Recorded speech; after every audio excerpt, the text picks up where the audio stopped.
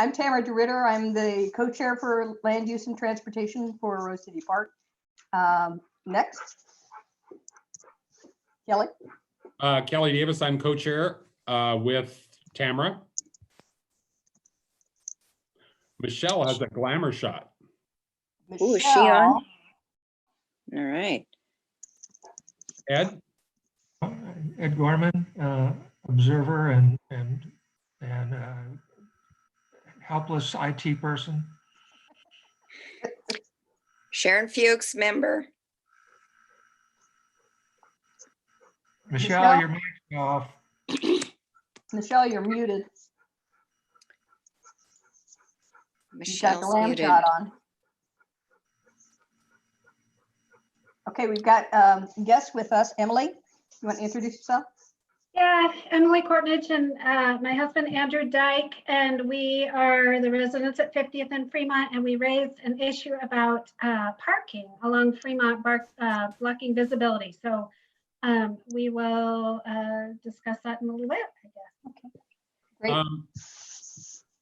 Emily, can you spell your names since we don't have a sign-in sheet?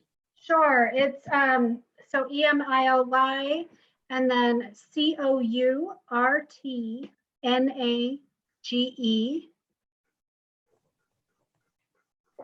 then I'm Andrew, ANDREW DYKE. Okay, thank you.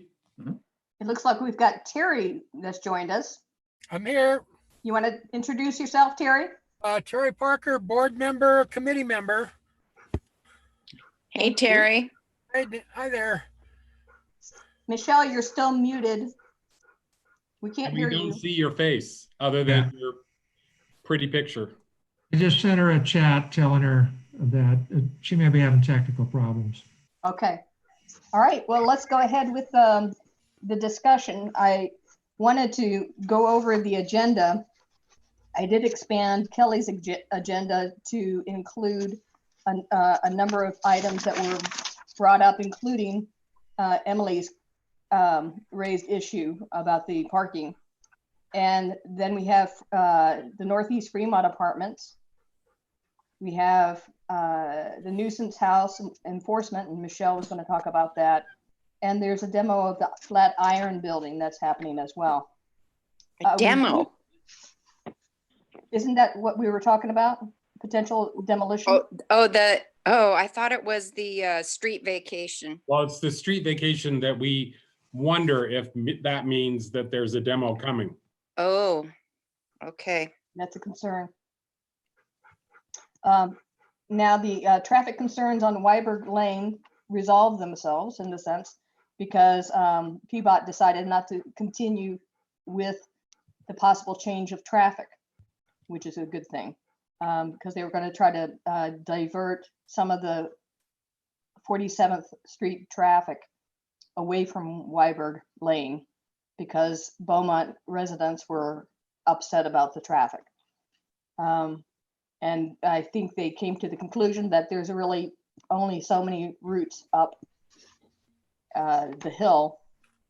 And so by diverting it from one place, it just makes it unattainable for the other places. Then we have the first call mortuary update, residential infill project, slow streets, and then updates on the construction projects. Is this does this work for everyone, or are there any changes to the agenda? Looks good. Fine with me. Okay. Looks good. Hear a motion? I move to approve the agenda. Terry. I second it. Okay, moved and seconded. All those in favor, aye. Aye. All Aye. those opposed, same sign. Okay, it's passed. Now we can move on. Has everyone had a chance to look at minutes? There were no minutes attached. I gotta say, I haven't seen minutes. It That was was issued in 6. March. I didn't reissue them. So Thank you. Do you know? That's Why funny. don't we just postpone that then? Yes, let's do that. That was 2 months ago, Kelly. Yeah, Well, that's when it our was a while. was. I know. I just didn't think to look back. Time has been in a very strange, I Place. call it a taffy pull. Life It's has been felt like a very, taffy pull. very weird, you know. Everything's Very on weird. pause. Very weird. World has been put on pause, it seems. Exactly. Okay, that brings us to the new business. So Emily, you're up next. Okay, so it had actually been a couple months since I raised this issue with Tamara because I remember reading an article about a motorcyclist who was killed when turning left, coming off an intersection, and couldn't see oncoming traffic, and oncoming traffic couldn't see him. And it raised the issue of Portland, I believe, not enforcing an existing requirement of no parking. I can't remember, Tamara, maybe 10 or 15 or 20 feet up to an intersection. I think it's about 20 feet.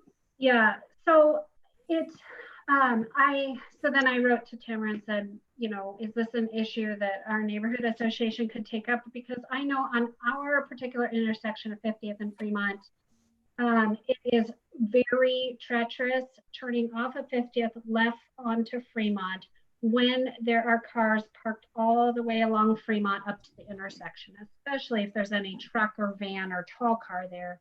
And especially if there's a line of vehicles, so you can't even kind of look at what's coming.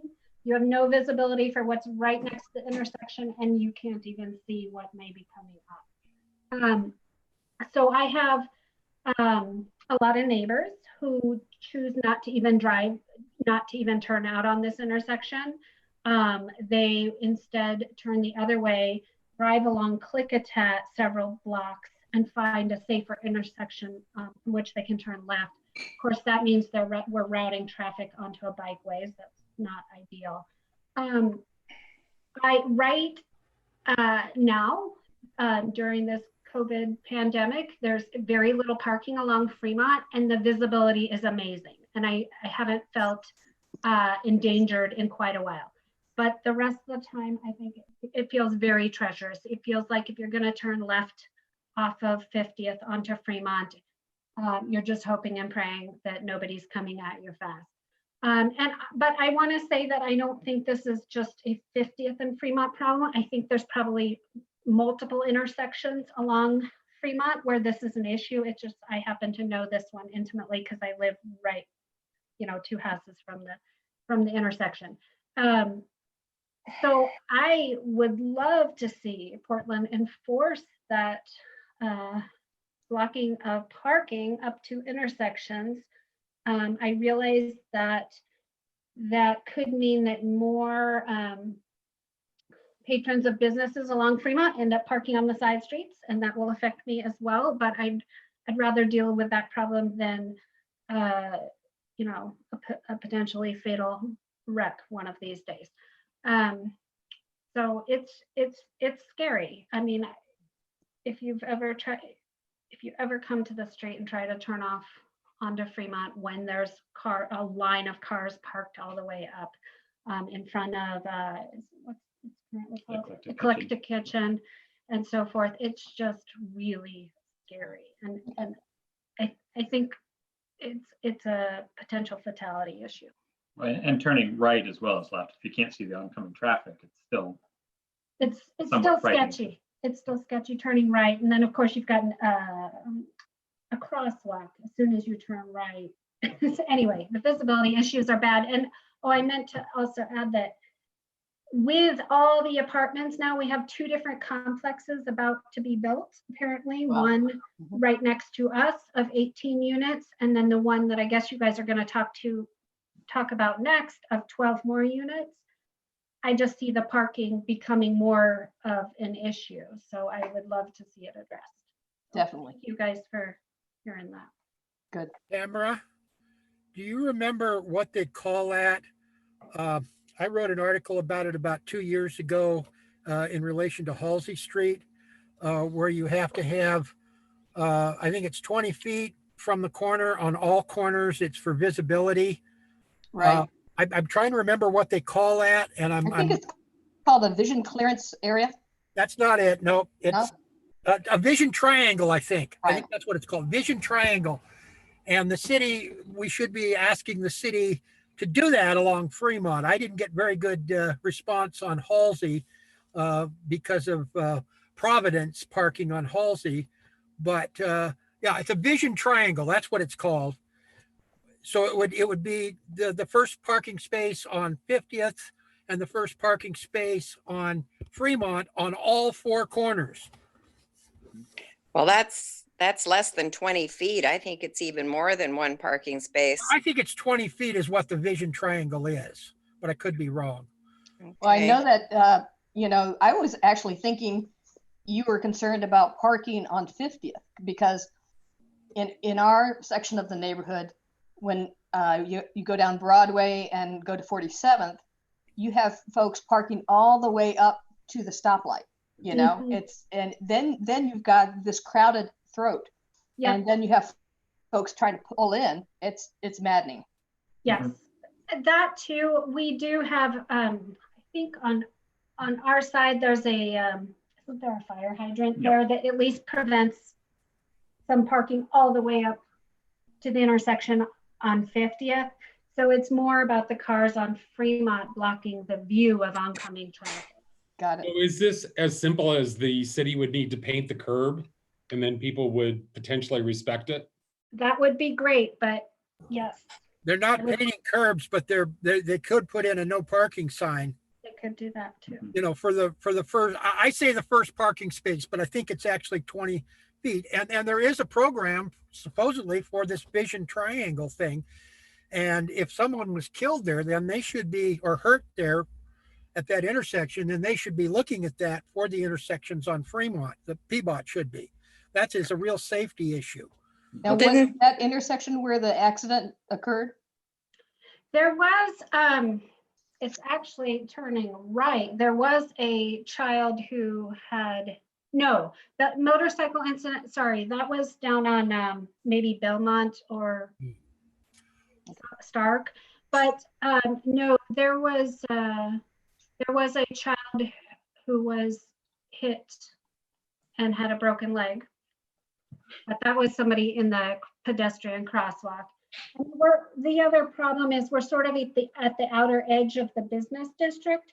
So cars, at least coming from the east, are still often going quite fast. They're still often coming about 30 miles per hour because they haven't yet hit the Fremont business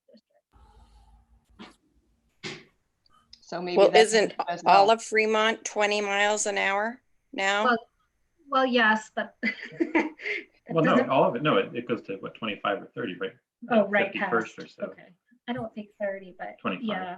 Say that again. Where does it become 20? When does it start to become 20? I think it's 51st maybe or so, Okay, so which means a lot of times it doesn't become 20 for a couple more blocks at best. didn't PBOT draw out a vision triangle for us? Was that on the Snake Hill bike project? I mean, it was recently that there was some map that we were looking at, I a think it was. plat of some sort that they specifically were addressing the vision triangle. I don't know if it was at the top of Snake Hill with one of their drawings, but it doesn't just involve cars, it also involves vegetation. And I've brought this issue up before. I used to work in a plaintiff's personal injury law firm, and we represented a death case where the vegetation had overgrown and the person came out and was killed. So the city is well aware of this issue. We could probably drag up the case somewhere and figure out what it is, but you're right, it's a matter of enforcement. They're well aware. So, and homeowners need to be aware of their vegetation also. So it's a widespread issue, parking and vegetation. Well, I think when we're talking about pedestrian safety as well, we can push this with that angle and say, we need to make sure that the crosswalks or the ends of the street are open for the pedestrians and they can see as well as the vehicles can see. So if they're trying to make things were safe, then they need to step up the enforcement of it. Yeah, Right. they just passed the gas tax, which is supposed to be for some safety measures. So it seems like this is a real important one. And I know Fremont is I consider it fairly narrow when you have cars parked on both sides. I don't go down it very often, but it is fairly narrow, and I certainly understand the vision issue. My suggestion is that we ask the city to consider putting vision triangles there. Come out and take a look at it and do that. Have PBOT come out, write a letter to PBOT. Okay. What's on the north side of Fremont there? What business is there? There is Across- Jim and Patty's Coffee. There's a frozen yogurt shop, and then there's condos above them. There is a crosswalk there, isn't it? Isn't there? There is just north or just east of our intersection. Yes. Just east of the intersection. I thought it went right from that corner to Jim and Patty's. Around the little bit. corner and maybe about 15 feet.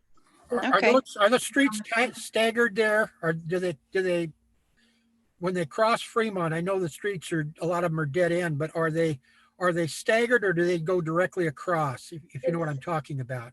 Right at our intersection, it's staggered, so Okay. you hit a condo building straight across the intersection. Okay, so I hear a motion from Terry asking for a letter, and do I get a second on that? I second. All those in favor, say aye. Aye. All those opposed, same sign. Aye. Was that an aye from you, Michelle? Yes. Okay. Sorry, can you hear me okay? You're Sort breaking up of. a little bit, but we can hear you. You're just a picture of a I'm- phone. Where's Okay, your It's face? a pic- so all those opposed? Okay, motion passes. We'll get a letter out and run it by the board, and And specifically address it as putting in a vision triangle, because that's what the city calls it. yep. Thank you very much. And I think we'll just stay on, if you don't mind, to hear what you were going to talk about with the 5024 Fremont Apartments, and then Andrew and I will take our leave, but thank you so much. Oh, you bet. Thank you so much. Kelly, you brought this topic up. Yeah. So we got a notice that there was a demolition permit filed for the 5024 address. So I reached out to the person that filed the demolition permit, and I got into an email exchange with a gentleman, Daniel Silvey, with DBS Group.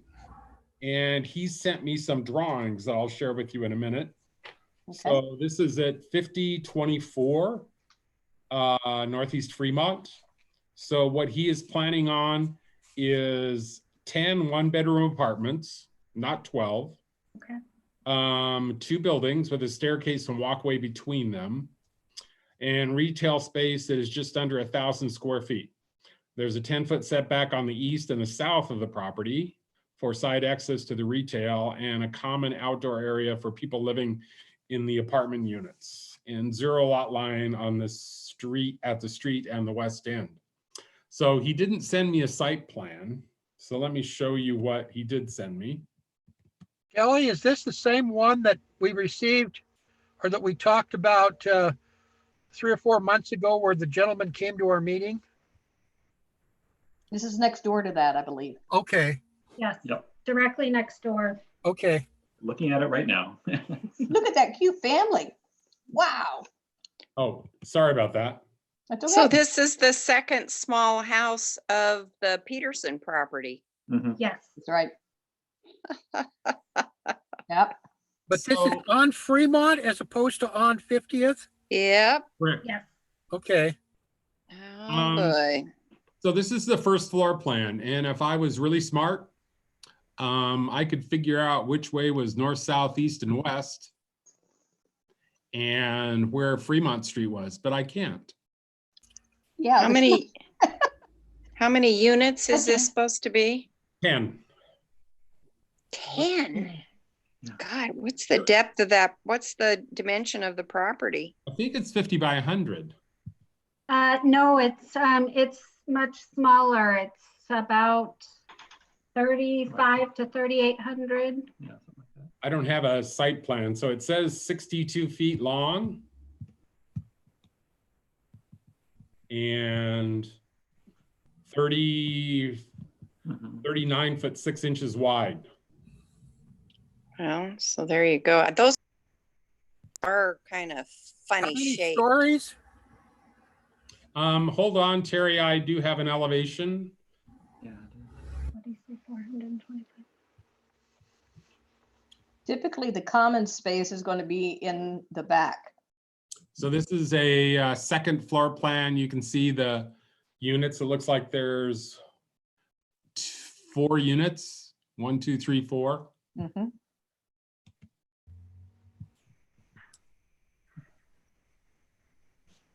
So it's 3 stories tall. There you go. Okay. Oh, I see. Wow. So the front elevation looks like this. Architecturally, it's just a gem, isn't it? Oh, isn't that just gorgeous? Wow. They are spending oodles of money on the exterior area. Wow, what was that? So the picture in the top left has a wide window. So I guess that's the commercial space. If this is facing, Yeah, I would guess ground floor facade, total ground floor glazing, 116 square feet. wow. I want to move in there. Anyway, so I assume this is all being done as of right. So they have the ability to do all of this. They don't have to come and present to us. It was nice that he sent us the elevations. What did you just say? He didn't have to do any of this? I You don't know, think when they say by right, I do have a question here. Kelly, can you move this? Can you move it to show the other wall, the side wall there again? Which wall? Is that east one, or west? That one. That's the one I'm looking at. Beautiful. Aren't they supposed to do some sort of a design where they break it up so that it's not so solid? No, there's not a design review requirement for that side as far as I'm aware of. Okay. Do you know if that's the east or west side? This is really weird. It says the right elevation. Okay. Instead of the wrong elevation. I like that, you know? And this one is the left elevation. So this is a pretty, Wow.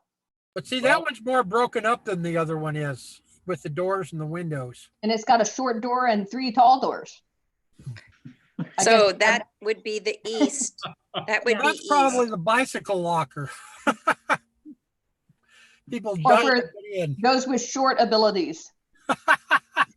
So when you look at it from the front, from the Fremont side, right would be west and left would be east. Is that correct? that could be consistent with how they've labeled it. Yeah. Do you remember isn't the very next property to the east that tall duplex? Yes. And didn't those people, the owners of one of those duplexes, come to discuss your Mhm. issue with the property, the Peterson? Yes, I remember Yes. them. Yep. I remember them coming. I wonder what they think about this. I mean, they were very concerned Yeah. to boot, and now they have every reason to be concerned. Right. Right. And those windows will look right in to their property. Right. Yeah, we don't even know if there's a setback on the side. We know that it's going to be all the way flush at the front. Well, he Mm. said 10-foot setback on the east Yeah. It's and south. it's a required 10-foot setback on the south and the east because those are bordering residential properties.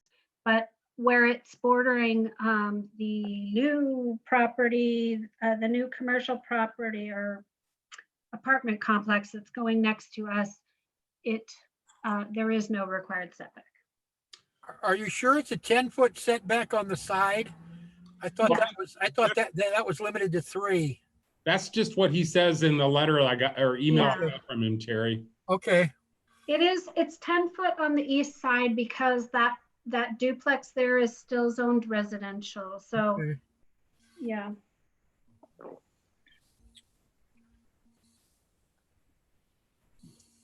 I remember them very well. Mhm. Yeah. Kelly, can you remind me what the cross streets are? 50th and 51st. Yep. Right? Fremont. And Fremont. Oh, we're on Fremont still. Okay. Good. Yeah. Thank So you. this is essentially one Okay, that lot. property in Okay. from 51st and one property in from 50th. Mhm. The Right. 50th Street properties look to be 100-foot deep. Yep. So, Mhm. so it's 100 feet from 50th and only 50 feet from 51st. Now, is the apartment that's just to the east a 3-story as well? It's a 3-story duplex just Mhm. to the east. Yes, Okay. with a rooftop. Mhm. Does it have a Rooftop rooftop? balconies. Yeah. Yeah. Oh, it's just George's. Mhm. Man. Is there anything we can say or do about it? I mean, of course, there's no parking. You know, what I might do is just ask him for a site plan, just as additional information. And I'm going to ask him for a landscape plan too. And he's probably going to laugh at me. Probably. Yeah. What landscaping? Does the property immediately to the west have any right to privacy with the windows from that side peering into their green space or their open space on the? The properties immediately to the west are will be the new 18 unit Right. apartment And their buildings little, going up. their little open area is right there. Right, right. So It will that's look what right I'm into asking. that little Is there open area. any right to privacy there? They can hand Grey Poupon over the balcony. Other folks. I string their clothesline.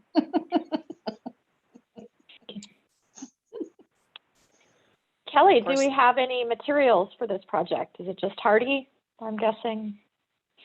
We don't. There's Yeah. labels on the plans.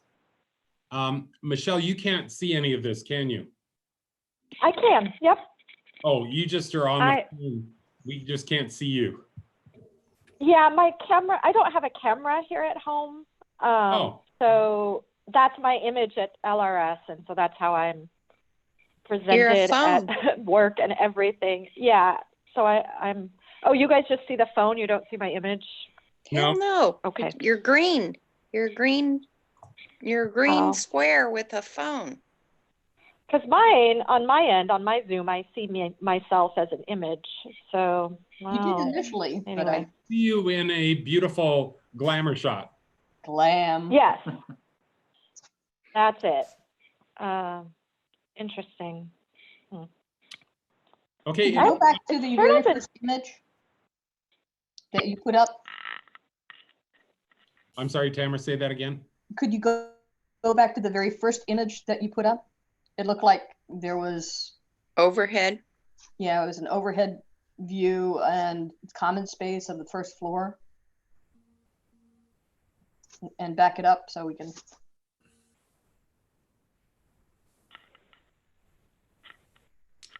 Here. Oh, that says commercial. That's what that Commercial says. with a mechanical and a little bathroom in the back. And that's where the big window is on the front. Yep. Right here, yeah. And did they say they had some park space or open space for this? They only talked about the open space between the two wings. Ah, very Is that- usable. Does that meet the requirement for open space for apartments? Apparently so. I don't know what the requirement is, Terry. I'm not sure exactly what it is either, but like I think for a single family home, it's at least a 10 by 10. you've got 10 apartments there. So that seems awful small for 10 apartments. Gosh. It does. Well, let me see if I can get a site plan and more definition. I'll ask him about the materials. It certainly won't hurt. He says, thank you for reaching out and we look forward to working with you. Okay. So that means he's going to get back to me, right? That's good. How many units is supposed to be in there? 10. Well, that view, that aerial view is only 2 right there. Where are the rest? Where are the other 8 You've got gonna two more be? stacked, two more They're stacked above. stacked. Oh, Yeah. 3 stories. Oh, okay. Levels above. Yeah, So with that's 4 the- apartments Right. on each floor. Mm. So They these do ground clearly floor don't meet, they clearly don't meet accessibility requirements. So my questions are about how this meets the better housing by design criteria, you know? If there's not even Visitability? ADA or accessibility apartments whatsoever in it. I would say the same would be Those true. with bathrooms. space. I mean, those bathrooms don't even comply with, I mean, I would ask them for square footage of those bedrooms. Do they comply? I don't know. That's pretty, what is that, 10 by 9? I guess they do. Wow. Michelle, do you have any idea what the open space requirement is for apartments like this and better housing by design? No, I could look at it though. That'd be I could great. try if to you could. dig it up. I'm not sure there is any more open space requirements, honestly. Well, but we can- oftentimes they'll put a little balcony on each unit or something like that meets the requirement. But when you just have one small space that almost looks like, I can't tell whether it's open or whether it's covered or exactly how it's going to be there, that just seems a lot, very little for 10 apartments. So that's How the- does everyone feel about having a washer and dryer in their bedroom? Love it. Woohoo! And only one window for the entire shoebox. Yeah, It's like, this has got to be the worst. Oh my goodness. Should we develop a COVID factor design? It doesn't look like they've drawn all the windows. I mean, there's a living area there that only shows little windows on the balcony. That can't be true. Well, there isn't a balcony. that's the entrance. Yeah. Yeah, that's the wall. That's the That's the glazeless wall. There's no glazing on that wall. This is the second floor. Okay. Yeah. Wow. Yeah, but the windows are facing out. They're not facing in to the, if you call it the courtyard or the stairway or whatever that is. Where's the balcony? I don't see a There isn't balcony a at all. balcony. This Just is the the little balcony. squares at the top. Oh, are those balconies? Those are balconies. This is the entrance doors down below here. That's right. And I thought they were closets. Closets for the bike. Okay, so Okay. that's how they're getting away with the open space right there. Yep, it is. 6 by 6. That's open space. Beauty. It's amazing. What will they come up with next? Okay, with that high note, let's move on to Michelle's nuisance house enforcement. Okay, thank Oh, you all. boy. We're going to take our leave, but thank you so Okay. much. All right, Thank you, bye. Emily. Emily and Andrew Bye-bye. for joining us. Thank you. Yep. Yep, Thank thank you. you. Here. Oh no, Sharon, the world is moving. Ah, there she is. I don't want you to see me drink any wine. I don't. Eating cheese. I didn't finish my When I dinner. take a sip, I Some turn of it. us are proud of it. I don't know. I'm It's feeling now left on out. YouTube. I don't know. I don't even post on Twitter. I have a Twitter account. I've never posted once. Well, this has not been posted. I'm shy. Okay. A But it is shy, coming live. shy If grouper. somebody is, I understand, according to my IT consultant, Ed, somebody goes to YouTube and you put in search for RCPNA, you can get the live feed of this So Michelle, you could do that if you get cut off. Okay. I should be fine. So I don't know where to begin, how much you guys, I mean, I'm moving. That's the first Oh, you thing. are moving. Our house is gonna go on the market here, hopefully in the next week or two. Jesus, Holy Moses. this is insane. Yeah, so we have a dedicated officer now, Officer Jackson. I think the letters have worked a little. Letters to I know who? I've got so my letters got copied to, oh gosh, let me pull up my case file. Lord. So this all started, 18 months plus ago, and something shady's going on because we know the house is in a reverse mortgage. We know somehow she wrangled the owner, the sister here, claimed the reverse mortgage for a while before she notified them about the death. Then we saw the title ship kind of go into purgatory for a year. And we don't really understand that. And then sometime in May, finally, of this year, of 2020. So we see the first title work in April 2019. And then it goes nowhere. And the cities, if you look at the city notices, they're going to the residents of this property, not to the owner who claimed this property 18 months ago. Wow. And that's kind of a crazy thing that I don't understand how that happens at the city of Portland, how somebody can rent a house that has no title, install criminals with POs and histories, at least 10, and the city writes these case forms or notices to the tenants of the property. And nothing to the property owner? Are you sure about that? Nothing's in her name.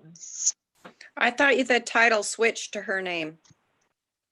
Just in April 2020 now.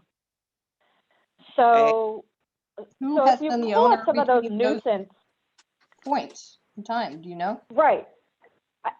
Well, if you pull up the nuisance notices and such, it's just all to the house. And I don't know.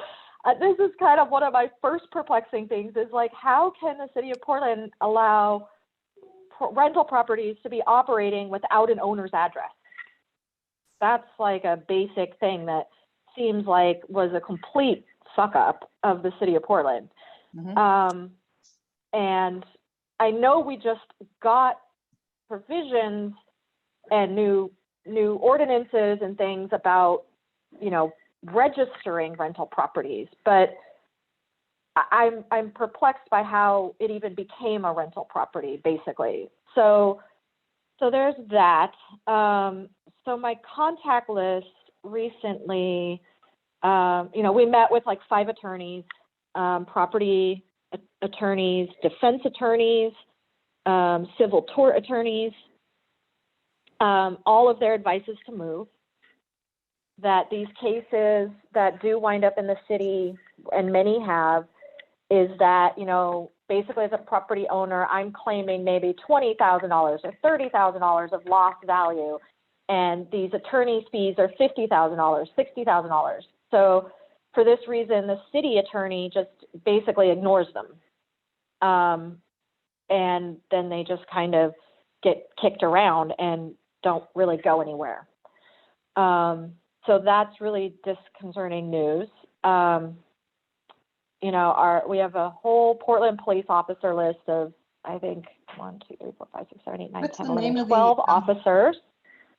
12 what's the police address? officers. What is the address of the house? 1211 Northeast 60th. Okay. And so let's see, what else do I have to report? So I started to contact neighborhood homeowners, renters. Actually, a lot of renters reached out to me because I had posted a stolen bike photograph on Nextdoor and then closed comments and said, you know, DM me if you think it's your bike. Because, you know, we've been seeing them create a chop shop back there for 18 months of bikes, motorcycles, vehicles. We have vehicle IDs.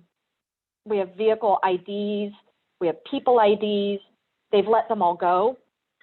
Honestly, that's what the house was rated for in November.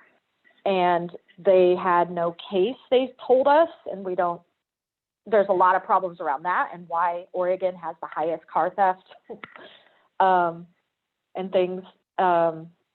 Basically, you can borrow vehicles in Oregon. You're not stealing them, you're borrowing them, which is concerning. And so these letters, which I would love to share, I know Bob Richardson, who's my neighbor at Hasselo at the end, he just wrote a letter that's really nice, and it's definitely better written than I did. But the letters are to Ted Wheeler. So the letters are to, let me grab my list again. It's a long list of people. It's to this Google Drive. Let's see here. Could we get copies of those letters? Yeah, I Because think it would be so. nice to have those attached to our letter as a neighborhood Okay. association. Okay. Where did I put them?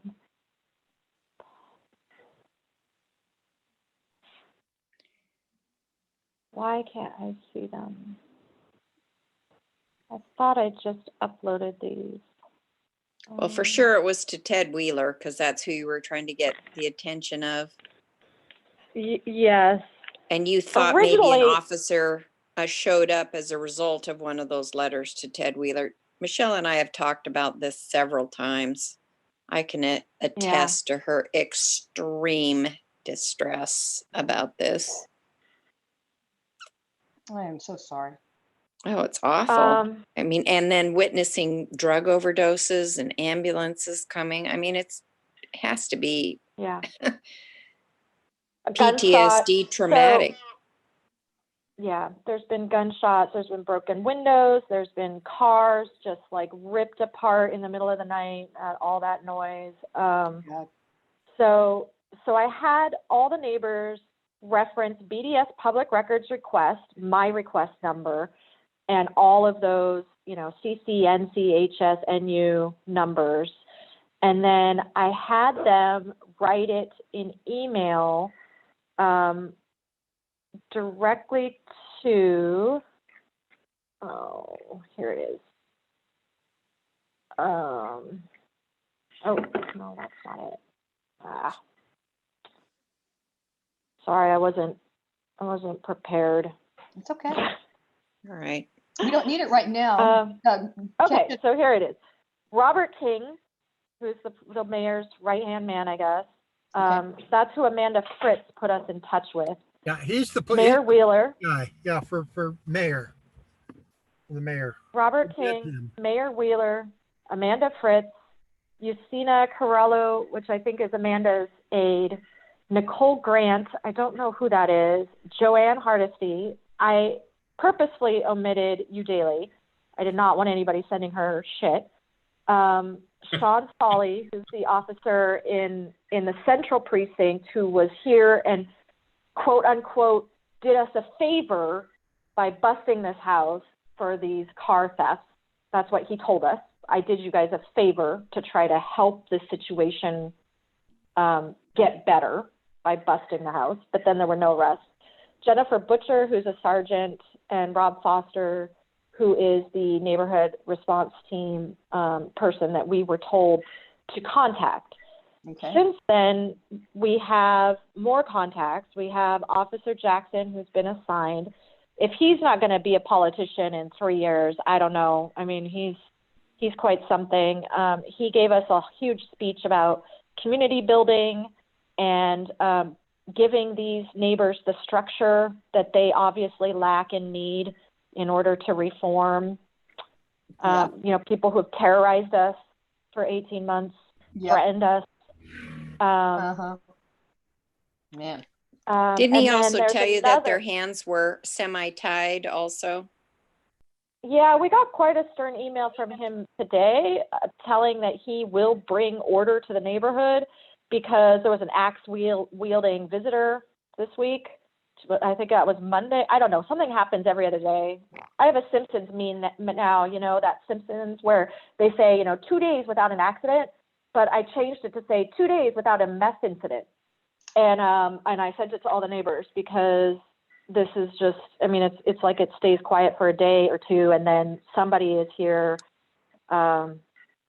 doing stuff.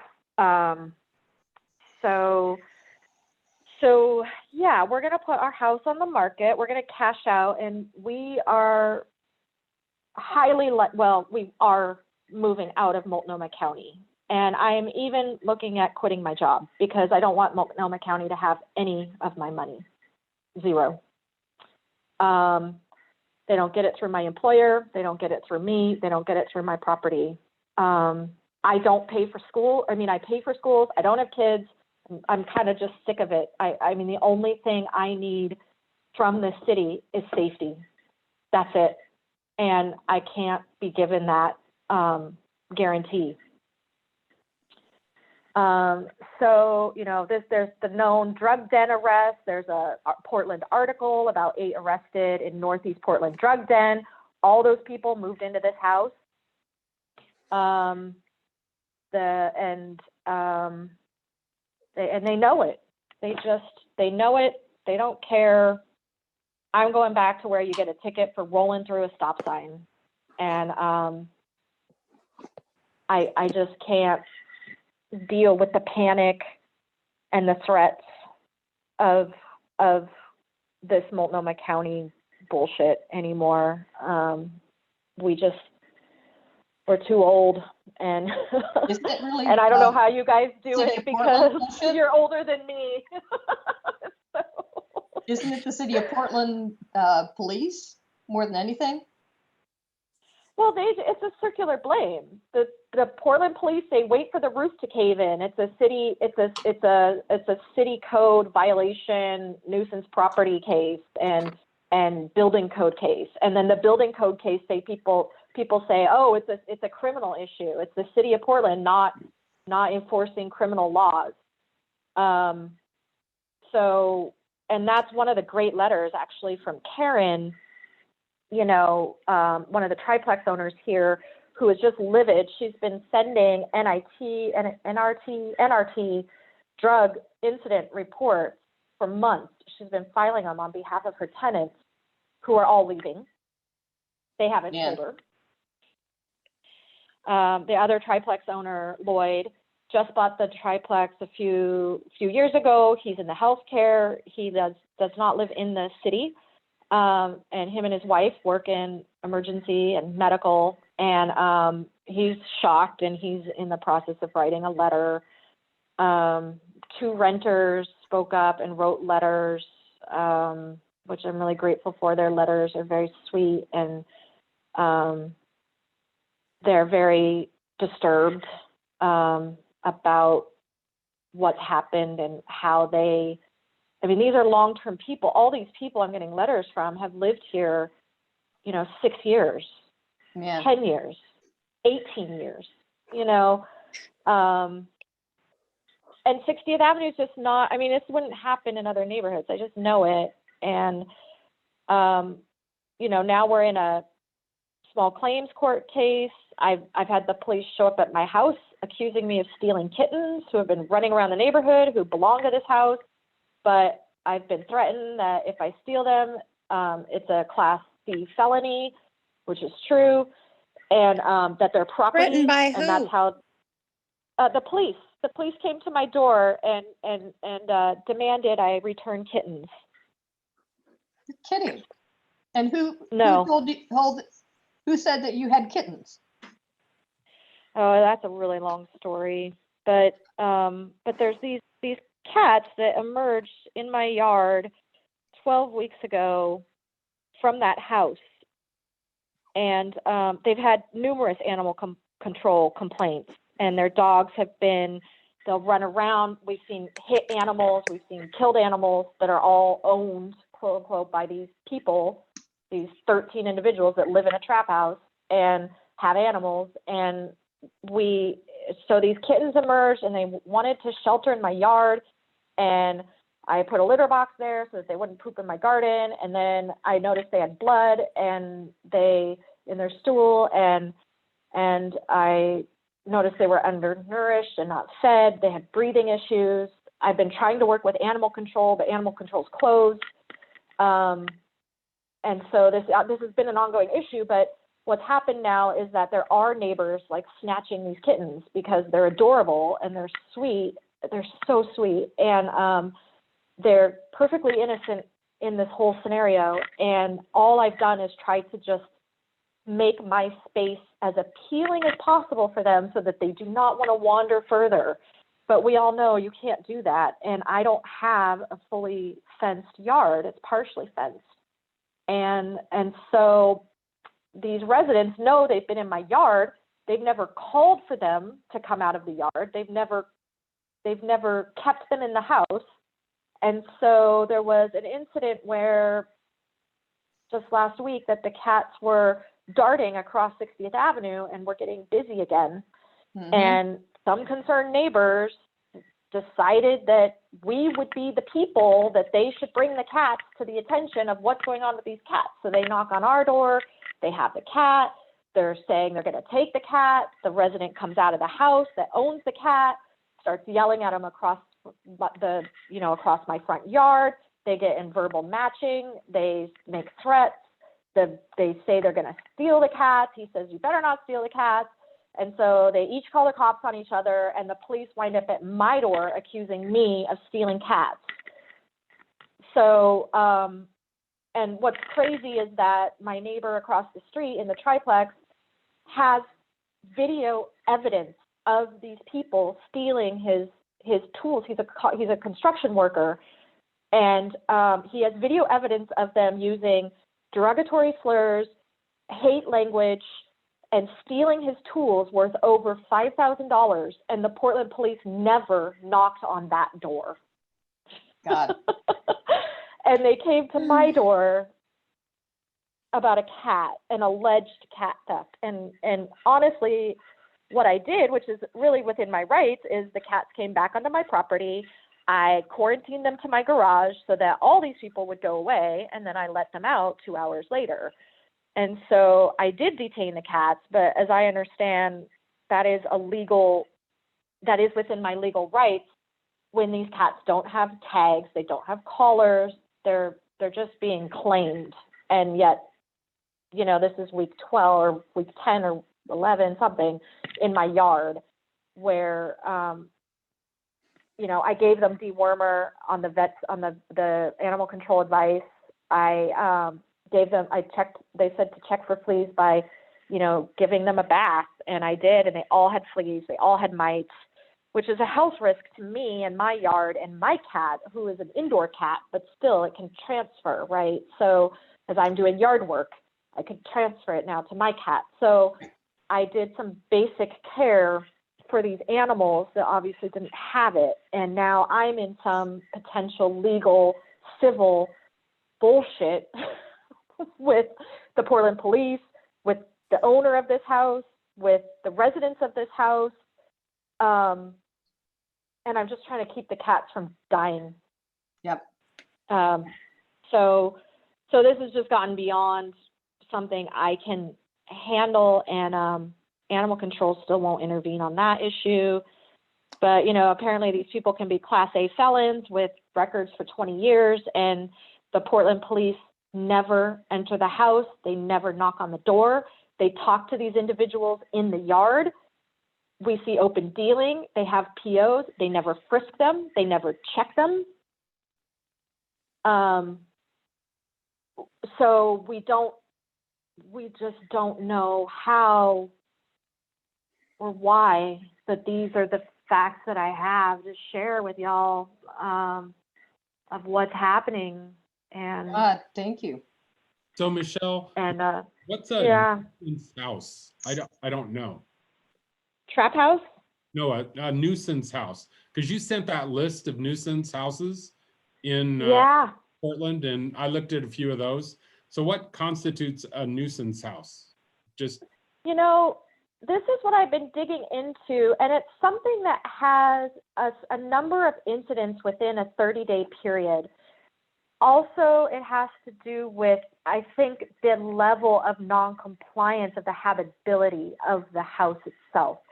So there's a couple ways it becomes a nuisance property. One is structural deficiencies, habitability deficiencies, stuff that's all under the title something. I have that code, that ordinance, and so it doesn't meet, you know, things like bathroom conditions or clear windows, fire egress, things like this. And then major structural violations. The other way it becomes a nuisance property is, what's that? Is the water still turned off there, Michelle? It was turned off. The city turned it on because Mayor Wheeler said all properties must have water for COVID-19. Wow. So now we're paying for their water, everyone. Everyone's paying for their water. How lovely. Yeah. Yeah. So Tam, if we write a letter, what would the letter say? Yeah. What And would to you guys whom? say? I would not only write a letter, but also go to the open mic before the city council and provide picture after picture and photograph after photograph of violations happening within a 6-month period, and that the fact and all the documentation saying this has to stop.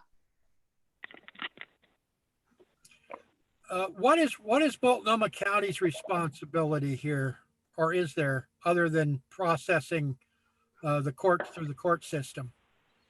And the reason why I'm asking this is because with our guest next for the general meeting next week being the Multnomah County chair, I wonder if she should hear some of this. So it's interesting, Terry. Multnomah County often defers to city when I've tried to pin them down on these issues. Multnomah County does have its own like building code, if you will. It's a livability and habitability. In theirs, when it talks a little bit about things like how many people can live in a house, how many animals can be in a house, some of these kind of some gray areas, in my opinion, because it could work either way, right? It could work for fair housing, it could work against fair housing. So Did you say that 13 people were living there? 13 well, that's people? what we have. The evidence of that is via the raid, and when they raided it at 7:50 in the morning in November, they pulled 13 people out of that house, including auxiliary shed structures, tents, and an uninhabitable basement. And then if you look through the photo evidence of that raid and those photos, you see that they, talk about trappings of habitability, people living in those spaces. So at any given time, my neighbors and I assess that there's at least 10 individuals and at least 10 others crashing. Like, honestly, it's a party house. That's what a trap house is. It's a party house, a drug house. People just Flop house. Flop house. Yep. People just, so at any time it's been difficult to really assess how many people, quote unquote, live there. According to the tenants, there was 5 people living there or on lease, quote unquote, with Fran Swanson, the owner. He keeps claiming that everybody has a lease. And this is another thing. And I'm like, how can't the city say produce the lease? If you're leasing something, don't you have to prove you have leasing agreements in place in order to claim tenancy? I don't know. But according to Sean, it was Sean, Brittany, this guy, and then this guy, Josh, this guy, or this other girl, Christina, and this other guy, Bobby. And those were the cars that were consistent. We were able to figure that out through the license plates and stuff and the comings and goings, that those were the consistent vehicles. Brittany and Christina were actually listed in the white pages. Brittany and Sean were listed with the PO as that being their residence, which we don't understand how that happened, because according to both of their parole orders, you are not to be living with other parolees, period. So, it's just a cluster of no oversight, basically no oversight whatsoever. Man. Now, isn't Multnomah And- County the parole? Aren't they the ones that provide the parole officers? I think so. That That sounds might right. be an avenue. I think that's a good point there, Terry. I think that is a good avenue. Good question for Kafori next week. Yeah. And the parole officers claim that they're really interested. Well, one was not that interested. One was very interested. You've been in touch with their parole officers? Oh yeah, because the Portland police just stopped responding, and they said they weren't going to respond anymore a couple months ago. My husband started just email. We had to put security cameras in, and we just started emailing the parole officers directly with video footage, incident reports, visitors, activities, all this kind of thing. And they just can't do home visits. They say they can't do home visits. Now, mind you, again, this is a Multnomah County decision. Governor Brown has not said you can't do home visits. This was a Ted Wheeler, Multnomah County decision to say we are not enforcing this at this time, which Not is just enforcing what? parole, Violations? Oh, violations. I didn't hear that. activities. I didn't hear any statement of that. Are you sure that's correct? Yep, that's what the parole officers told us. Mm. And if you look at Governor Brown's order, if you look at Governor Brown's actual order, she says these evictions, these kinds of housing issues are only related to COVID-19, like job losses and, something where somebody had a real job and a real income and can't get evicted because of that loss and that burden. Governor Brown said, even, I'm pretty sure I could try to dig it up, but she even said, this does not pertain to active criminal investigations, active criminal cases in the state of Oregon. It's just that Wheeler and Multnomah County said, well, we're going to close the courts. Because I served Fran. She's in Clackamas County. The sheriff was only so happy to give her my papers for small claims in a matter of 2 days. I filed something, I e-filed it, it was in the court system, I called the sheriff in Clackamas County where she lived, he delivered them, boom. They said, you're really lucky, because if it was in Multnomah County, it would be sitting right now. There's no way to act, the court's closed. So. What did you serve? There What are your allegations in small claims? Security improvements, cost for additional cameras, cost for visibility hedge trimming. That's beyond what I would do normally, because that's what the police officers always say. Well, cut down the hedges, have more visibility, install lights, install cameras. These were all City of Portland cops telling me what we needed to do to increase our security. for ourselves. I also put in kind of a bullshit claim about loss of the value of my backyard, which is really true. I can't garden. Several neighbors actually put this in their letters about how they don't feel safe or secure in their own backyards. And I put a value on that, and she had 14 days to get back to me. She didn't. So we just sent off our judgment, and we'll see what the judge says. But part of this is to just get it into the courts, because we know something is not right. And we know there's fraud. We know she has fraud. We know she has previous judgments against her about illegal landlord activities, including detaining property, trespassing, turning off water. She's a bad landlord in other counties in Oregon. We found her court record. Wow. So she doesn't care. This is a 71-year-old woman, you guys, too. Like she has a criminal history too. These are people. And these are her ranging the age. friends.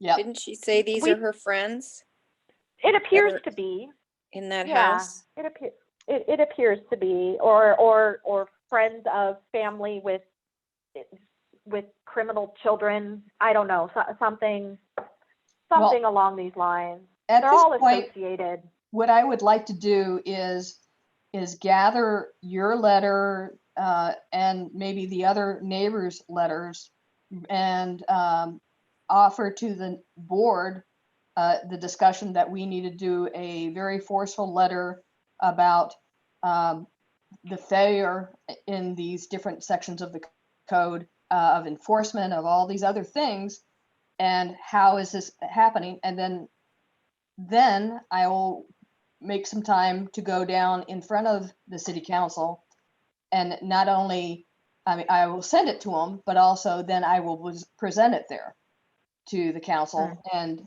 I would love to have videos and pictures and stuff like that, but I'd like to coordinate that with you, if that's okay. Okay, Tamara. Yeah, we would love to do that for our neighbors that are going to stay, and hope that, maybe this is a learning lesson for the city of Portland to correct their failures of their tax-paying good citizens here. And we just, so I can assist in any way I can. And I really appreciate all your guys' time just to listen and kind of wrap your heads around all of this as well. You've been going through such hell. Makes me want to scream. God. I think we need to take the opportunity this next week too to bring it before the county chair, or at least what their responsibility is here. Deborah Kafori. Deborah, yeah, I couldn't think. I'm terrible on names. Yeah, the sheriff in Clackamas County, their department is actually who gave me all these ideas of what to do. So, and that's another thing. Like, we call non-emergency, and they say, "Oh, have you called the drug house enforcement hotline? This is where you field your complaints." Well, it's just a phone number that leads you to a voicemail that says, "Go file your complaint online." What happens if people don't have online? It's such a privileged bullshit thing to be sending people into a complaint form that you file online and then never gets looked at, So here we have our police bureau dispatching system pointing people to a system that doesn't really lead you anywhere. And that's the whole summary. It's a system leading to a system leading to a system where there's no people and there's no accountability. It's just systems. And then their own procedures and protocols they don't even follow. So Another thing I was thinking about here when you said the sheriff, isn't the Multnomah County Sheriff Mike Reese, former chief of police of the city of Portland? I don't know. I think Mike Reese is Multnomah County Sheriff, and he was the police chief under Sam Adams. You're correct, Terry.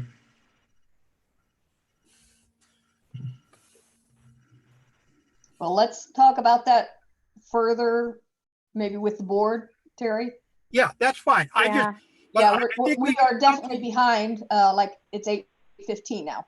I know. This is a big issue. It is such a big issue. And I've got 45 minutes left on my battery, roughly. Okay. So, Okay, thanks, guys. hey, and do you have any updates on the first call mortuary? No, they're just cloaked in COVID-19 shrouds of white, and so Yep. I'm sure that's about it on them. I mean, the auditor basically said, well, it's too bad we forgot to give you guys that public notice, but there's nothing I can do about it now. So he didn't really give me any other kind of updates, just that it was an oversight. It shouldn't have happened. We should have received notices, and we didn't. Isn't that lovely? I'm sorry. Okay. Does The city that doesn't incineration work kill the at all. virus? This is the I city would that think works, that- you know. I think that the incinerators in Oregon actually run hotter than they do in many other states. That's kind of a double-edged sword because it leads to more pollution than we need, but it also does kill more viruses that are concerning. But most of those viruses that they used to operate at that temperature aren't a public health concern. But maybe because we know so little about this particular new strain of coronavirus, it's maybe a good thing that Oregon's crematoriums are running at this higher temperature in general. So, I mean, there's no, we don't know enough, but but it can't. Yeah, it can't hurt. Probably, it's probably a good thing right now. They're running so hot. Okay. Oh, goody. Yeah. Well, thank you so much for hanging in there with us and telling us your story. Michelle. As I said, I've talked with Michelle numerous times about this. It's very clear, and you can hear it here. You can hear the distress. Oh my God. I'd have a Oh, stroke myself. I've missed work. We had to get a hotel room. I mean, it's just like, you guys, my friend was shot and killed in his house in North Portland and Northeast Portland 10 years ago because of his mistaken identity of a drug house. And I just can't shake that is my exact scenario. And I am, after all of these incidents of broken windows, people coming, slamming, open up, it's 1 a.m, making, it's just frightening. So God. very frightening. And Officer Jackson told us when he showed up, let's save those emergency phone calls until those gunshot incidents. That was literally what he told me and my husband and our neighbors. Oh, great. Because so we're not going to wait for that gunshot incident. Great. Oh boy. Okay. Can I ask a question? Are any of you guys, the 6 others on here watching on YouTube? It says there's 3 watching on my iPad that I'm watching it on. And then on the YouTube studio, it says there's concurrent viewers 2, which means 2 people besides me. And I'm wondering if it's 2 of you or 1 or 2 people from the outside. Not me. Not me. Not me. Not me.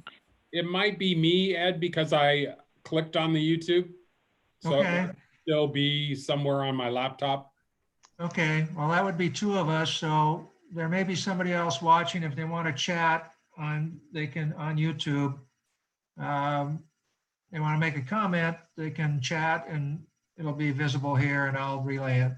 Okay, thank you, Ed. Thank you so much, Thanks, Ed. Ed. Thank you for the reminder. Okay, well, Michelle, I'm going to catch up with you before you disappear on us so I can get all this information, okay? Okay. I'd appreciate that. All right. We got to move on. We've got the residential infill project coming back around. Well, next on the agenda is this Flatiron building, Oh, that's right. which I don't really know anything other than what I saw on Nextdoor. I went to Portland Maps and that really didn't tell me anything. So does anybody know, or maybe somebody could give me some hints on how I could find out more? I Sharon? didn't understand what happened. It just got posted on Nextdoor. I saw something and then I sent it to all of you. And it was A street vacation. talking about the building, and people were just musing about it. And then somebody who apparently knows the people, either the owner or the people who want to, it's a second business. They want a coffee shop there, is what I read on Nextdoor, and that they wanted the ability to have outdoor seating, and that's why they wanted the vacation of the building, and or vacating the street. And I don't know what that means. I don't know if it means getting rid of the actual street or getting rid of a parking strip or necessary sidewalk or something, or encroachment on it. I didn't understand. And apparently they sent a letter somewhere. They posted the letter on Nextdoor, wasn't it? Did you see that, Kelly? I did not. Yeah, someone posted the letter, and people said that they had received a letter, and I thought that was odd that we didn't receive, or you didn't receive the letter. So this is a letter to neighbors? I presume it was all on Nextdoor. If you go back and find that posting, do a search on Nextdoor at the search bar at the top, Flatiron building or whatever it was. And then someone spoke in high defense of these people, that there was a decent coffee shop and they wanted to see it, wanted to see him have the outdoor seating. And Now, does that only go to 500 feet from wherever it is from the building? 500 feet, What? I mean, That- what I is mean- the footage? If they're going to vacate the street, what is the distance that they would have to notify neighbors? oh, I don't 200 know feet, that they're 500 actually feet? getting rid of the street, or if it's just termed a street vacation, if they want to utilize the property for closer to the street to have an outdoor patio. Well, if it's a street vacation, then they are asking for that entire segment to be vacated, and then the property goes back to the original lot that it came from. And so if Ooh. the question is, do they get half the street to the east and half the street to the west, or who gets the street? I don't know. I don't know. Street. My experience with street vacations is that they are very, very difficult and hardly ever granted. So I would be shocked if these guys were successful, but who knows? Well, that's what I was wondering, if they were trying to move the curbs out or something. It's on a triangle block, basically, right across the street from Jack in the Box there. Right. Right. Kelly, there's on the IVR on Portland Maps, there's a person listed for the BDS early application response. Her name is Diane Hale. Phone number is 503-823-7705. And she's with who? City of Portland? Yeah, Bureau of Developmental Services. She's the staff contact for the EA response for What's the first name? Diane Hale. Hale. Might be worth calling her. Yeah, I'll try that and Okay. see if I can find out anything before the next meeting. Isn't that the abandoned house or boarded up house that's immediately to the east of it? Across 58th from it. Right Owned by the behind Methodist Church. behind Chabatai. Yep. That house, there's a neighborhood lady who, I don't know if she's still alive, who owned that house. Her name was Carol. She did yard care forever in this neighborhood.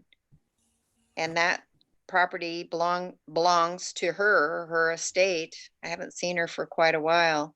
It's just been boarded up. I'm sure that they would have something to say about if it was that street. Well, I think that house from what I've heard, is owned by the Methodist Church. And it may have been part of her will that it went Maybe. to them, but I don't know. Yeah. Well, Right- I'm sure the right church would now have it- something to say about it too. Right now, it says it's owned by the estate of Glenna William, who lives at 2725 Northeast 64th. And That's about right. Her name, also known as Carol. And if they tried to vacate that even that little section of the street, it would really screw things up, because you've got Alameda that's just one way at this from the 57th intersection there. right. Okay, we'll find out more. We'll find out more. So can we move on Yeah. at this point? We're running very far behind. It's 8:25 and now we're talking about the residential infill project. But we have the other items are slow streets and then the update on the construction projects. Are we okay with time? Yep. Okay, let's move ahead. I was reading through the residential infill project information today, and it's interesting that they have deeper affordability, which allows up to 6 units, but with those 6 units, over 50% have to go for 60% of the MFI as affordability. And then the rest of them can be market rate, or half of the units need to be sold as housing to folks that have at least 80% MFI. So That's an and/or? yes. Okay. And so anyway, just wanted to put that out there. And then they have to have 2 of the units accessible, which is interesting. There are exceptions to that. If it's updating an existing house, then they have waivers for that. What was the other term that they had instead of accessible? Visitable. Visitability. Visitable. Visitability, or yeah, something like Did that. go away and now they're just accessible? It's just called accessible. Okay. What a cluster. Yeah.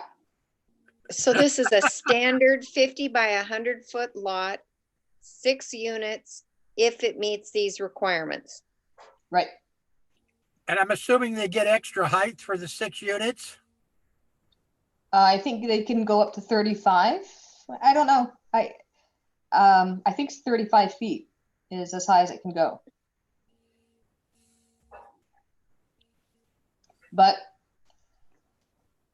How many builders do you think are going to do that? Not too many.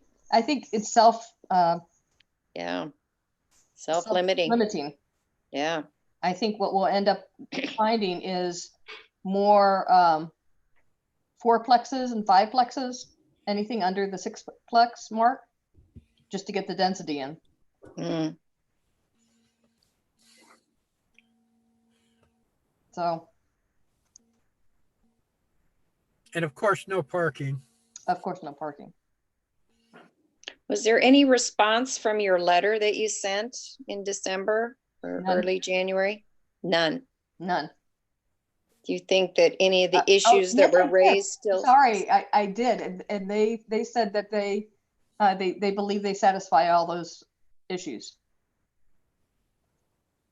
And the hard part here is in land use law, it's up to the interpretation of the jurisdiction of whether or not they satisfy. And then if the jurisdiction says, oh, we satisfy the comprehensive plan, and you as a resident say, oh, you don't, then basically case law says, oh, they say that they satisfy it, it's their plan. They're the ones who interpret it. And so they're in good footing. Who is the local jurisdiction in the different areas, in different, like for Selwood, who's their? It'd be Portland, City of Portland. It's City of Portland. It's City all of Portland. under So the it's- authority of City of Portland. I see. So each individual city. Interprets if- their own comprehensive plan. So if Tracy Morgan says we've met it, they've met it. That's what they're going to say And it would have to be challenged in court somehow. somehow. And Yeah. somehow. What is Multnomah, the Multnomah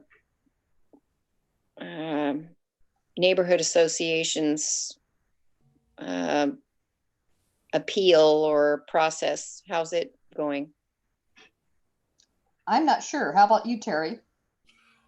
All I know at this point is that it's costing them a fortune.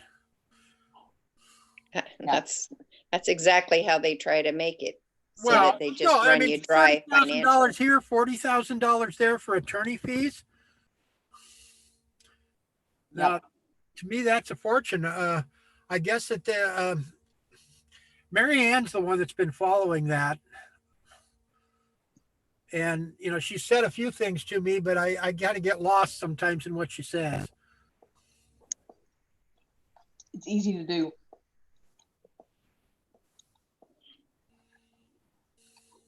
So is there anything to testify to on June 3rd? Is there anything to say? I think what I'll do is just present the letter that we sent. Well, I'm going to testify. I'm going to send something in as an individual, and I'm going to take it two directions. One, that we're not allowing the open space for the personal outdoor space for social distancing, et cetera, et cetera. And then the other one, which is, you know, beating the drum again. Why would anybody buy an electric car if they don't have a place off street to plug it in overnight? Right. And those And are, of course- those are the two issues. At least I haven't written it yet. I was waiting until the election was over and to do it. And I still have to do my taxes too. I do too. I don't know. I just feel beat up by this whole process. Oh, yeah. But I you know, what I'll do is review the letter that we did write, and with the idea that I'm going to pull forward the items that where they are not in compliance with the comprehensive plan and just get it on the record verbally. And my testimony that for the canceled hearing, and I think, wasn't that March 12th? The one that they canceled?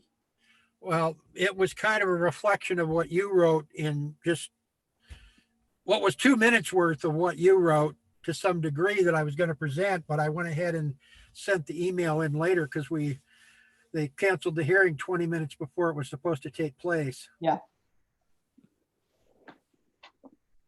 Crazy. Any other talk about this? No. No. We just need to do it. We need to keep going after them. Yep, we do. Well, it sounds like then, Tamara, they revised their 80% to 60% medium income, and I would say that's a small win, I guess, a very Yes. tiny bit of positive in the mess, because we know our essential workers are barely making that, and you know, I guess. Yep. I guess it's good they came back with that revision finally. I don't know why it took so long. Well, I But- think that's actually for the deeper affordability. I would press for them to use 60% as the affordability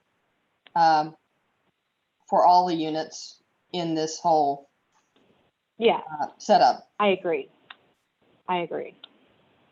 So But it is a step, I guess, right? So I mean, it's in there now, but yes, I mean, Anyway, It should be So, applied. thanks for the update. So if that's a motion, I can add that to our testimony, You mean the Yes. 60%? 60% Yeah, it makes sense because they keep instead of saying there's for not enough housing for the. 80%. Right. Yes, that is what it should be. It should be. Yes, that's my motion. So Okay. I motion that you should add that, Tamara, to these, this response that you were crafting back to the city council. Okay. Is Okay, there a second? I'm sorry, I missed that. I must have been yawning. I will second it. Say again. I'm making a motion for Tamara to add that in order for affordable units and at the deeper affordability is actually 60% is what just basic affordability is, and purchasing of these units should be set at 60%, not 80%. And Tamara will amend her recommendation. Are you saying that for all units? That should be for all units, not just deeper affordability. I agree. Certainly the ones that are purchased. We need people to be able to purchase these units at 60% AMI. Oh. That's my main thing. But if they want That's what we need. if they want it to be But middle housing, then it should be 60% just across the board, period. exactly, including the purchasing. Well, purchasing or rental, either way. Exactly. Okay, thank you. That's my motion. Yep. I Is that second. a second, Terry? Yeah, I did second it Oh, okay. already. Okay. All those in favor? Aye. Aye. All those opposed? Aye. Same sign? Okay.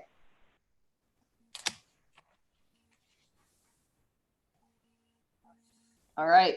And make sure you add in there about our essential workers. You know, bring that point home. You know, there's another thing here that I'm curious about with this housing is, and this has kind of come up, and I'm not fully addressed on this, but I think there should be something said also about the quality of building materials. Maybe Kelly, you know a little more about this being an architect, because a lot of these builders are using building materials that are going to last for maybe 10 years, and then they're going to need replacing and stuff like that.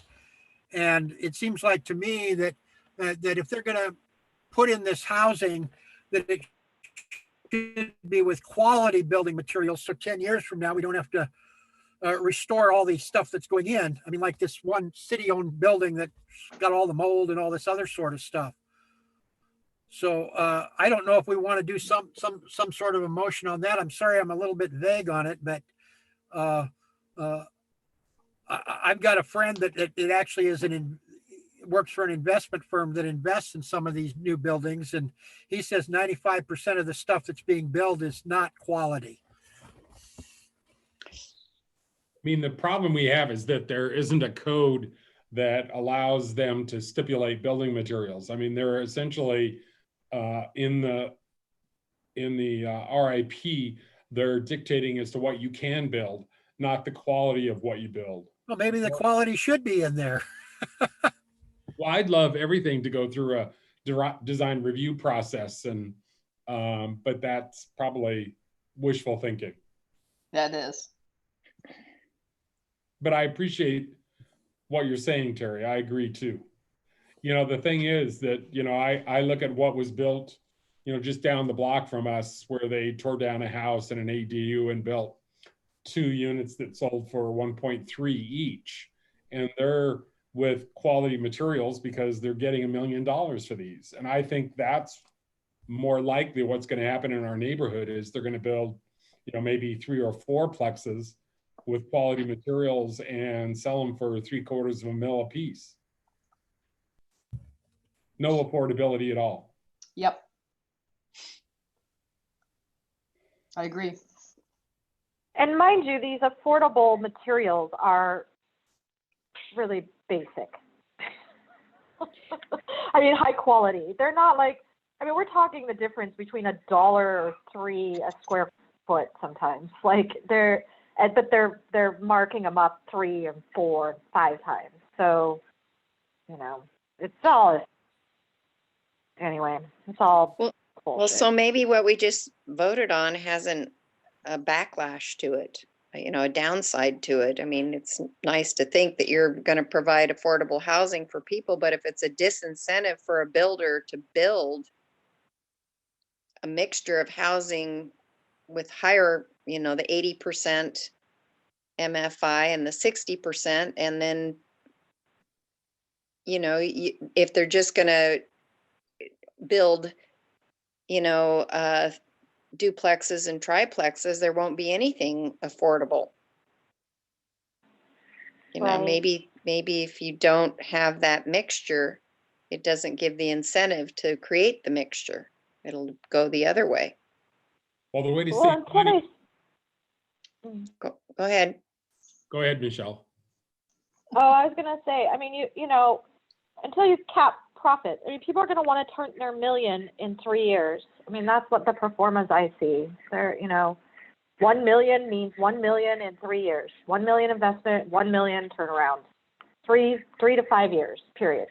That's the mentality of the developer. So, we just will never get affordable housing without that cap. That's my one point I've tried to bring to city council again and again. We do not have construction workers to actually build these projects to the quality of good housing. We can't afford to pay that for them. And if developers' profits are uncapped, we'll never have affordable housing. Capitalism rules. So there you go. Okay, well, I will doctor something up and then bring that to the next, really, we don't have time to go to the city, to our board, do we? Nope, we're under a time frame, so we could do it as a committee. Okay, I will doctor something up and then I'll get it out to you guys for concurrence, okay? Sounds Okay. good. Did somebody send an article recently about how other cities have tried to build more affordable housing, and that was by the city buying the property and then commanding builders to build X, Y, and Z? Yes, Was that yeah, was an article I think I forwarded. yeah.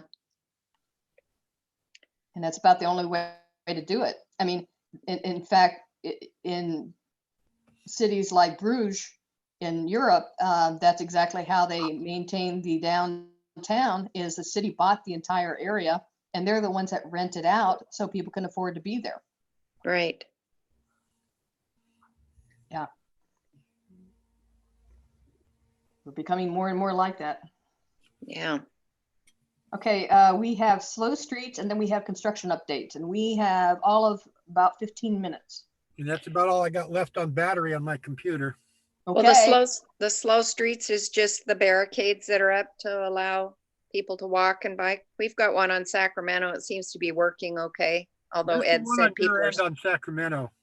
pardon me? Where's the one on your end on Sacramento? It begins at 64th to 70th. Okay, I know, because I knew the 70th one. I would have thought they would have put it at 57th. Yeah, people actually wanted it 62nd because traffic has been diverting up 64th to Sandy, whereas 62nd has the street light. But it seems to be working okay. Good. There's no huge issue. People, are biking, walking. I'm sitting out in front of German American, and of course, there's one down here at 57th on Alameda. Mm. I thought there was supposed to be one on Thompson and one on 53rd, but I haven't seen either of those, but I haven't been out very much. Yeah. There's one down at the intersection of 53rd and it's not Euclid. Maybe it is Thompson, but it's down near the overpass. So there is a barricade there, but there's not one closer to Halsey, which I thought there would be. They decided, this is too busy of an intersection. Let's not mess with it. So I thought that was good. Mm-hmm. There's one east of Les Schwab too on Tillamook at that Hancock Park. I think that's the name of the park there for a few blocks. That goes up to 92nd because I saw Right, the to 92nd, right. I think it's working okay. I think it's okay. Yeah. Okay, do we have any updates on the construction projects that we need to talk about? I don't have anything. The Sandy 51, they're supposedly going to finish in the fall, so we'll see. And they're continuing with Umpqua Bank construction. I have not reached out to the Thompson 6 apartments to see if they have got their financing, but I can do that. Did they get their permit? Yes, that's Okay. what they Is said. the Thompson the one that's across from down there by the Sandy 51?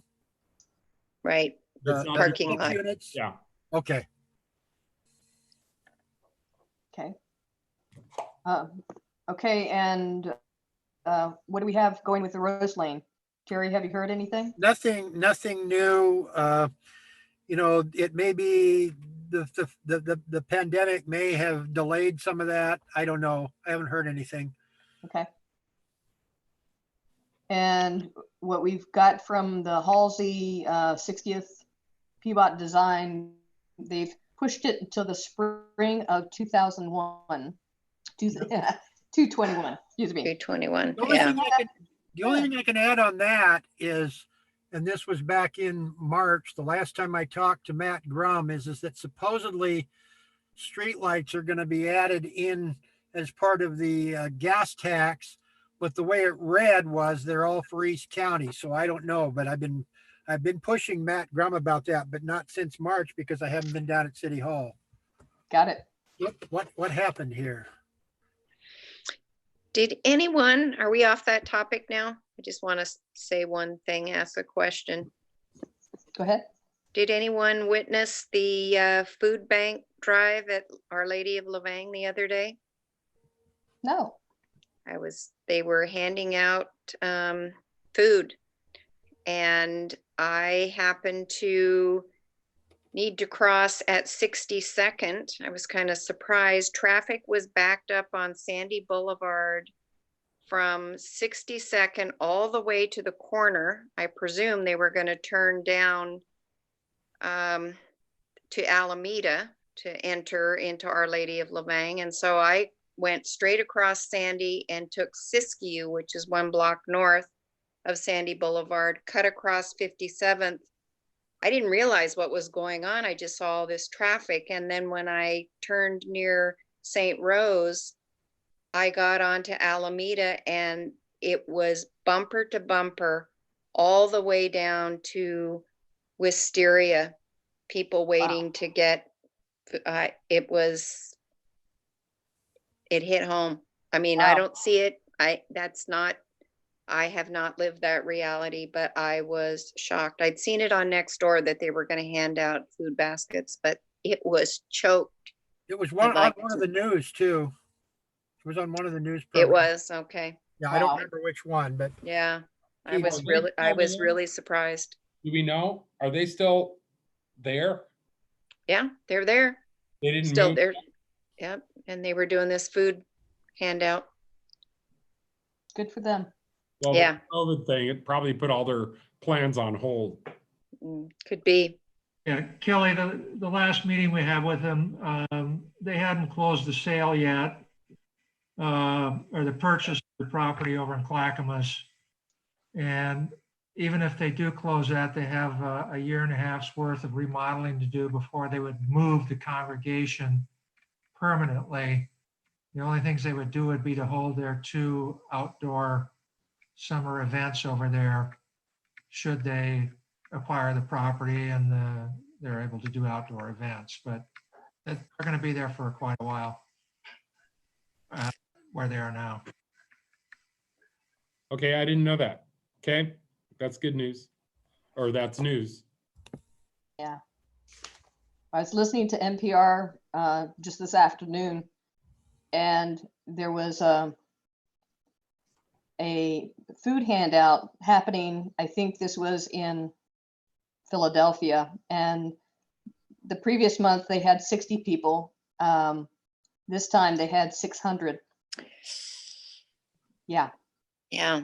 it was, and people were driving up in their new Cadillacs and stuff like that, that they are now having to figure out how to pay for, you know, and newer cars and stuff. And it's like, oh yeah. Mm-hmm. Yeah. Wow. It's hitting everybody. Yeah, This is hard. yeah. Well, I feel blessed to have a roof over my head, I know. and I'm healthy, and Yeah. it's good to see everybody's face. Yeah, nice to see all of you. And Terry, congratulations. I saw you got like almost 5,000 votes. Yeah. You beat like Holy 9 Moses. candidates. Good for you, bud. Well, you know what was interesting was is that I didn't have the because of my finances, I didn't have the opportunity to, everybody started talking about the pandemic after they filed and Right. some of these other things, the issues changed from when I filed to when the election was, the unemployment, the pandemic, the homelessness issue just seemed to explode, with tents down, filling up Old Town and whatnot. Right. Well, I had no way of really responding to that. Where somebody's sending out cards, all of a sudden you see they talk about the pandemic and stuff. I'm not disappointed.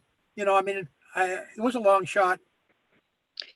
Terry, you'd have to get a cell phone if you won. I know that. I know that. I mean, Still have to get internet at home. it's incredible. Well, I am decorated for the Rose Festival porch parade. Oh my goodness, you Oh, you are. are. Good job. And they have Amazing. picked my house to parade by. So on Oh, yay! So on Saturday, some Rose Festival officials and princesses and some of the news media are going to come by, and so we're going to wave from our porch. Oh, yay! Make There was- sure you do the, elbow, wrist. That's the way, There you was a talk, couple of like, wait. decorated over here on 55th too, just off of Alameda. Yeah, there's a whole block that has a bunch of people on it. Okay. Yeah. Where did you get those weird roses? Um, Are they Um, inflatable? They are inflatable floaties that you can float in your pool with, and they just happen to Wow. be roses. So I blew them up and put them up. And the banner is an old Rose Festival banner that I bought like 20 years ago downtown when the Rose Festival was selling them. So, Oh, nice. Wow. but Well, aren't you special? my entry is called Parading in Place in Rose City Park. All right. Good Wow. job.